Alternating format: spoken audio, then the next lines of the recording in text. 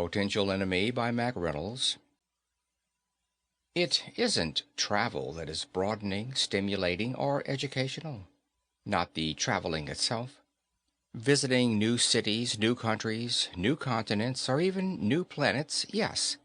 But the travel itself, no. Be it by the methods of the 20th century, automobile, bus, train, or aircraft, or be it by spacecraft, travel is nothing more than boring. Oh, it's interesting enough for the first few hours, say. You look out the window of your car, bus, train, or airliner, or over the side of your ship, and it's very stimulating. But after that first period, it becomes boring, monotonous, sameness, to the point of redundance. And so it is in space. Markham Gray, freelance journalist for more years than he would admit to, was en route from the Neptune satellite Triton to his home planet Earth, mistress of the solar system. He was seasoned enough as a space traveler to steel himself against the monotony with cards and books, with chess problems and wire tapes, and even with an attempt to do an article on the distant Earth base from which he was returning for the Space Traveler Digest. When all these failed, he sometimes spent a half hour or so staring at the vision screen which took up a considerable area of one wall of the lounge. Unless you had a vivid imagination of the type which had remained with Markham Gray down through the years, a few minutes at a time would have been enough. With rare exception, the view on the screen seemed almost like a still, a velvety blackness with pinpoints of brilliant light, unmoving, unchanging. But even Markham Gray, with his ability to dream and to discern that which is beyond, found himself twisting with ennui after 30 minutes of staring at endless space. He wished that there was a larger number of passengers aboard. The half-dozen businessmen and their women and children had left him cold, and he was doing his best to avoid them. Now, if there had only been one good chess player. Co-pilot Borman was passing through the lounge. He nodded to the distinguished elderly passenger, flicked his eyes quickly, professionally over the vision screen, and was about to continue on his way. Gray called idly, "Hans, I thought the space patrols very seldom got out here." "Practically never, sir," the other told him politely, hesitating momentarily. Part of his job was to be constantly amiable, constantly watchful of the passengers out here in deep space. They came down with space cafard at the drop of a hat. Markham Gray reminded Borman of pictures of Benjamin Franklin he'd seen in history books, and ordinarily he didn't mind spending a little time now and then talking things over with him, but right now he was hoping the old duffer wasn't going to keep him from the game going on forward with Captain Post and the steward. "Just noticed one on the screen," the elderly journalist told him easily. The co-pilot smiled courteously. "You must have seen a meteorite, sir. There aren't any—" Markham Gray flushed. "I'm not as complete a space neophyte as your condescending air would indicate, Lieutenant. As a matter of fact, I'll stack my space months against yours any day." Borman said soothingly, "It's not that, sir. You've just made a mistake. If a ship was within reasonable distance, the alarms would be sounding off right now. But that's not all, either. We have a complete record of any traffic within a considerable distance, and I assure you that—" Markham Gray pointed a finger at the lower left-hand corner of the screen. "Then what is that, Lieutenant?" he asked sarcastically. The smile was still on the co-pilot's face as he turned and followed the direction of the other's finger. The smile faded. "I'll be a macron," he blurted. Spinning on his heel, he hurried forward to the bridge, muttering as he went. The older man snorted with satisfaction. Actually, he shouldn't have been so snappy with the young man. He hated to admit he was growing cranky with age. He took up his half-completed manuscript again. He really should finish this article, though Space knew he hadn't enough material for more than a few paragraphs. Triton was a barren satellite if he'd ever seen one, and he had. He had almost forgotten the matter 10 minutes later, when the ship's public address system blurted loudly, "Battle stations! Battle stations! All crew members to emergency stations! All passengers immediately to their quarters! Battle stations!" Battle stations? Markham Gray was vaguely familiar with the fact that every solar system spacecraft was theoretically a warcraft in emergency, but it was utterly fantastic that...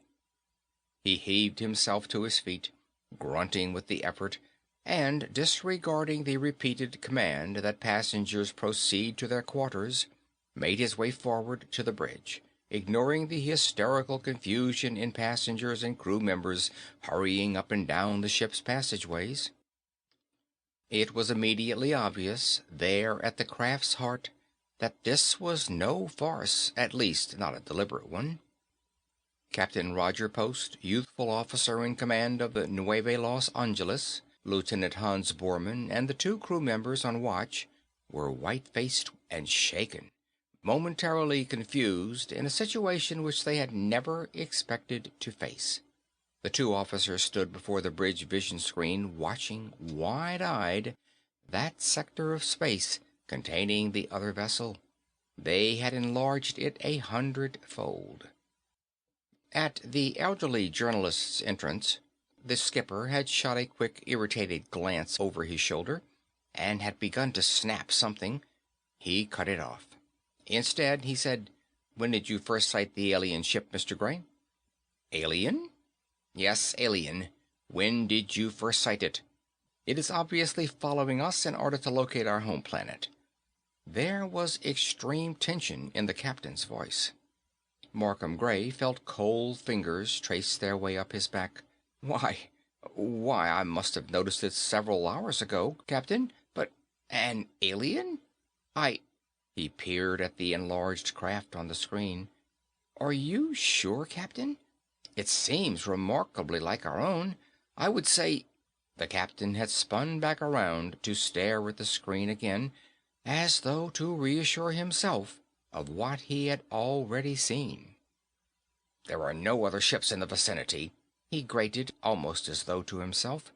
"Besides that, as far as I know, and I should know, there are no Earth craft that look exactly like that. There are striking similarities, I'll admit, to our St. Louis-class scouts, but those jets on the prow, there's nothing like them either in existence or projected." His voice rose in an attempt to achieve decisiveness. "Lieutenant Bormann, prepare to attack." Suddenly the telviz blared. "Calling the Nueve Los Angeles. Calling the Nueve Los Angeles. Be unafraid.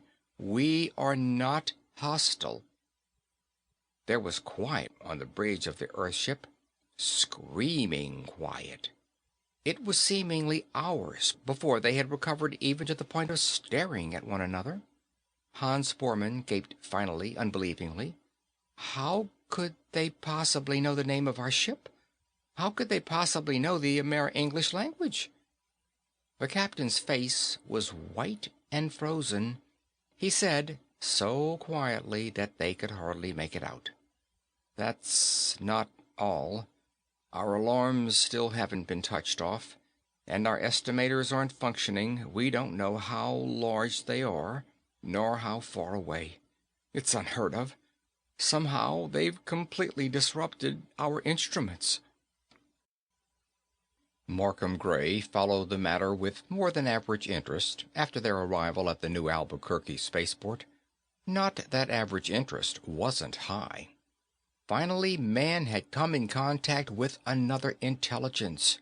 He had been dreading it, fearing it for decades. Now it was here. Another life form had conquered space and, seemingly, had equipment, in some respects at least, superior to humanity's. The court-martial of Captain Roger Post had been short and merciless. Free access to the trial had been given to the press and telviz systems, and the newscasts had carried it in its entirety, partially to stress to the public mind the importance of the situation, and partially as a warning to other spacemen. Post had stood before the raised dais upon which were seated Subspace Com Mitchell and four other high-ranking officers, and heard the charge read. Failure to attack the alien craft, destroy it, and thus prevent the aliens, wherever they might be from, returning to their own world and reporting the presence of man in the galaxy. Markham Gray, like thousands of others, had sat on the edge of his chair in the living room of his small suburban home and followed the trial closely on his telviz. Subspace Com Mitchell had been blunt and ruthless. He had rapped out bitingly, "Roger, Post. As captain of the Nueve Los Angeles, why did you not either destroy the alien craft, or if you felt it too strong for your ship, why did you not blast off into space, luring it away from your home planet?" Post said hesitantly, "I didn't think it necessary, sir." His attitude was, well, of peace. It was as if we were two ships that had met by chance and dipped their flags in the old manner and passed on to their different destinations. They were even able to telviz us a message. The subspace comm snapped, "That was undoubtedly a case of telepathy. The alien is equipped in some manner to impose thoughts upon the human brain. You thought the telviz was used. Actually, the alien wasn't speaking Amer-English. He was merely forcing thoughts into your minds." Markham Gray, watching and listening to this over his set, shook his head in dissatisfaction. As always, the military mind was dull and unreceptive. The ridiculousness of expecting Post to blast off into space in an attempt to fool the other craft in regard to his home planet was obvious. The whole affair had taken place within the solar system. Obviously, the alien would know that one of Sol's 9 major planets was mankind's home. Finding out which one wouldn't be too difficult a job.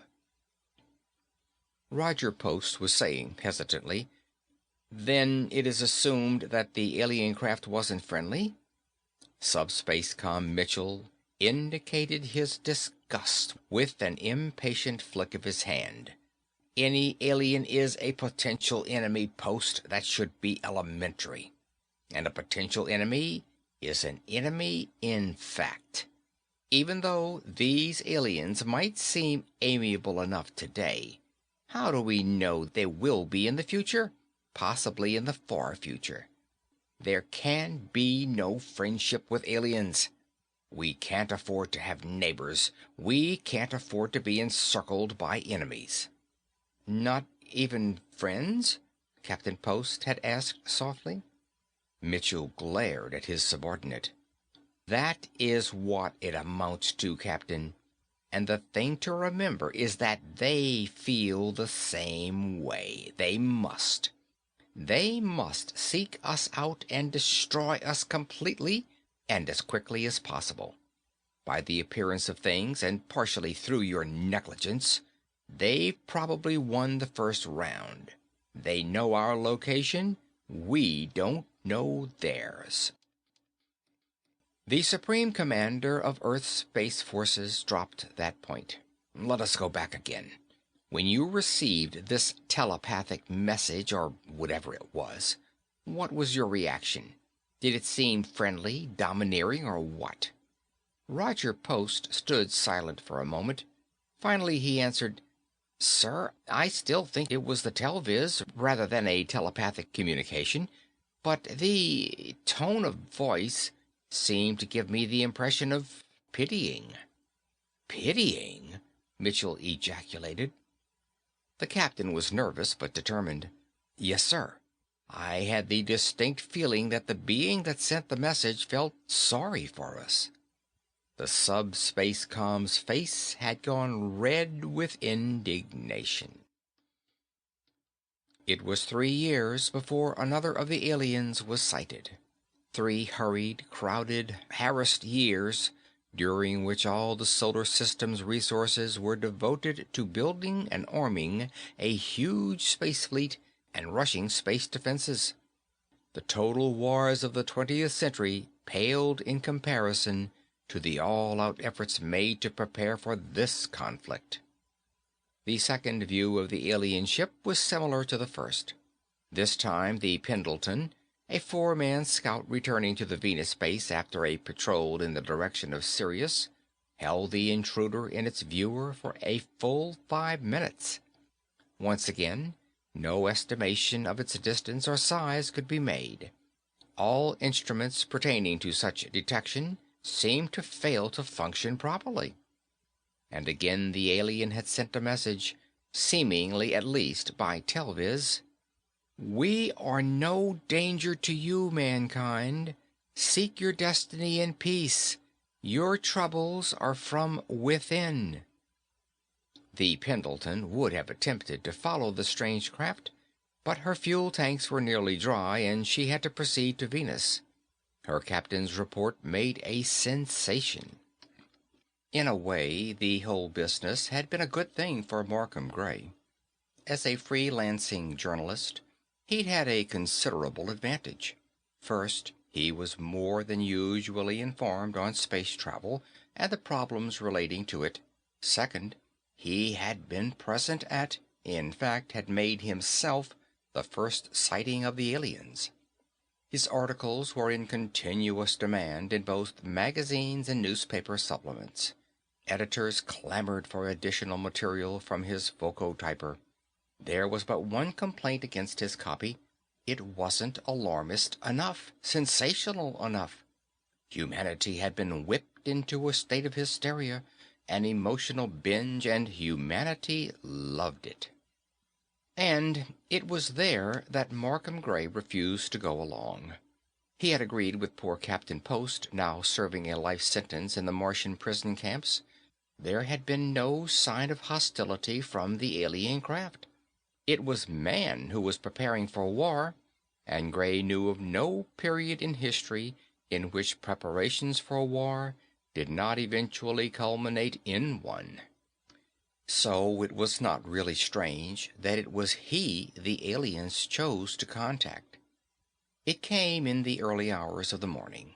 He awakened, not without a chill of fear, the sound of his telviz set in his ears. He had left it turned off, he knew that. He shook his head to clear it, impatient of the fact that with advancing years it was taking an increasing time to become alert after sleep. He had not caught the message. For a brief moment he thought the sound had been a dream. Then the telviz spoke again. The screen was blank. It said, "You are awake, Mr. Gray?" He stared at it, uncomprehending. He said, I don't understand." Then suddenly he did understand, as though by an inspired revelation. Why they were able to speak a mere English, why their ship looked like a Terran one, why they had been able to disrupt the Earth ship's instruments. He said haltingly, "Why are you here?" "We are familiar with your articles. You alone, Mr. Gray, seem at least to seek understanding. Before we left, we felt it our duty to explain our presence and our purpose, that is, partially." "Yes," he said. Then, in an attempt to check the conclusion at which he had just arrived, he added, "You are going from the solar system, leaving your home for a new one?" There was a long silence. Finally, "As we said, we are going to explain partially our presence and purpose, but obviously you know more than we had thought. Would you mind revealing the extent of your knowledge?" Gray reached to the foot of the bed and took up his nightrobe, partly because it was chilly, partly to give himself time to consider his answer. Perhaps he shouldn't have said that. He was alone in this small house. He had no knowledge of their intentions toward him. But he had gone too far now. He said, Not at all. I am not sure where we stand, but things should be much clearer shortly. First of all, your spaceships are tiny, probably less than 10 pounds. About 4, Mr. Gray. Which explains why our instruments did not record them. The instruments weren't disrupted. Your ships were really too small to register. That's where we made our first mistake. We assumed, for no valid reason, that you were approximately our own size. We were willing to picture you as non-human and possessing limbs, organs, and even senses different from ours. But we have pictured aliens, as we've been calling you, as approximately our own size. Actually, you must be quite tiny. Quite tiny, Markham Gray, although of course the way we think of it is that you are quite huge. He was becoming more confident now. Widely awake, it was less strange to hear the words coming from his commonplace home model telviz set. Our second mistake was in looking for you throughout space, he said softly. There was hesitation again, then, "And why was that a mistake, Markham Gray?" Gray wet his lips. He might be signing his death warrant, but he couldn't stop now. Because you are not really aliens, but of Earth itself. Several facts point that way. For instance, your ships are minute models of Earth ships, or rather of human ships. You have obviously copied them. Then, too, you have been able to communicate with humans too easily. An alien in our world would have had much more trouble. Our ways, our methods of thinking are not strange to you. You have discovered a secret which has been kept for many centuries, Markham Gray. He was more at ease now. Somehow there was no threat in the attitude of the other. Gray said, "The hardest thing for me to understand is why it has been kept a secret. Obviously, you are a tiny form of Earth life, probably an insect, which has progressed intellectually far beyond other insect forms as man beyond other mammals. Why have you kept this a secret from humans?" "You should be able to answer that yourself, Mr. Gray. As we developed, we were appalled by the only other form of life on our planet with a developed intelligence. Why, not even your own kind is safe from your bloodlust. The lesser animals on Earth have been either enslaved by man or slaughtered to extinction. And even your fellows in the recent past were butchered. Man killed man wholesale. Do you blame us for keeping our existence a secret? We knew that the day humans discovered there was another intelligence on Earth, they would begin making plans to dominate, or even more likely, to destroy us. Our only chance was to find some refuge away from Earth. That is why we began to search the other stars for a planet similar to this and suitable to our form of life. You could have fought back had we attempted to destroy you, Gray said uncomfortably. The next words were coldly contemptuous. We are not wanton killers like man. We have no desire to destroy. Gray winced and changed the subject. You have found a new planet? At last. We are about to begin transportation of our population to the new world. For the first time since our ancestors became aware of the awful presence of man on Earth, we feel that we can look forward to security. Markham Gray remained quiet for a long time. "I am still amazed that you were able to develop so far without our knowledge," he said finally.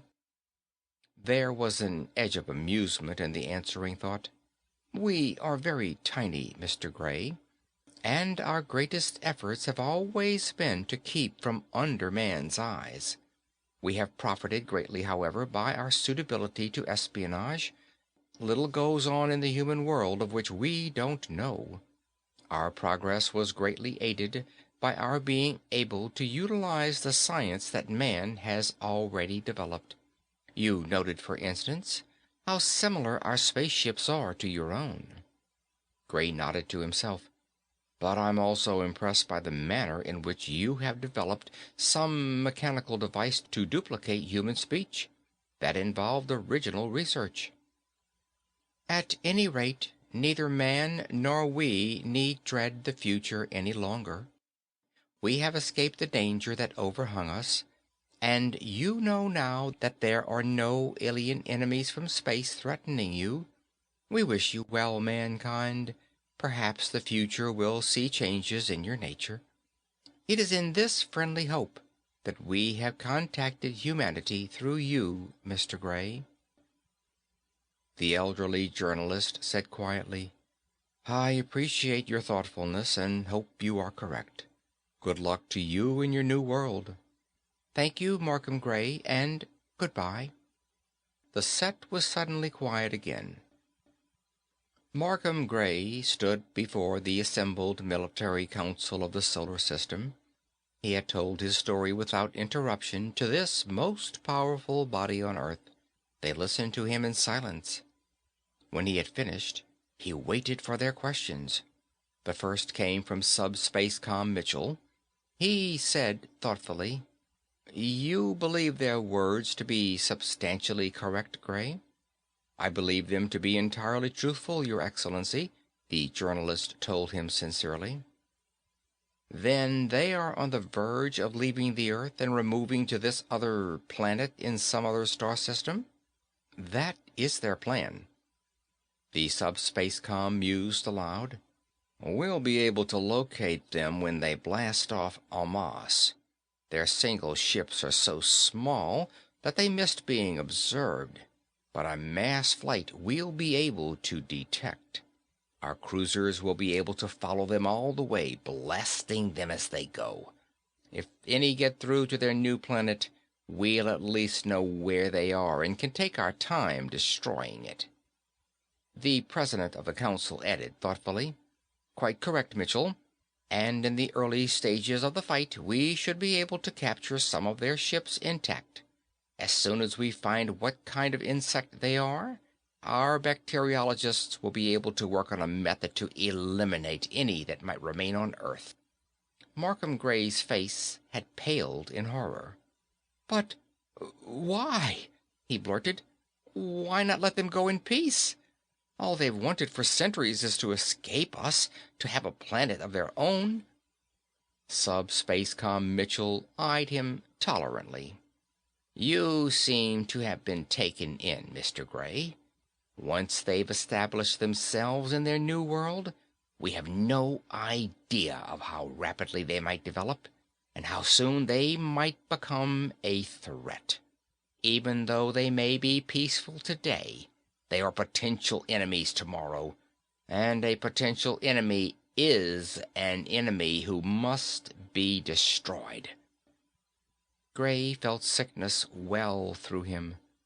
But, this policy, what happens when man finally finds on his borders a life form more advanced than he, an intelligence strong enough to destroy rather than be destroyed?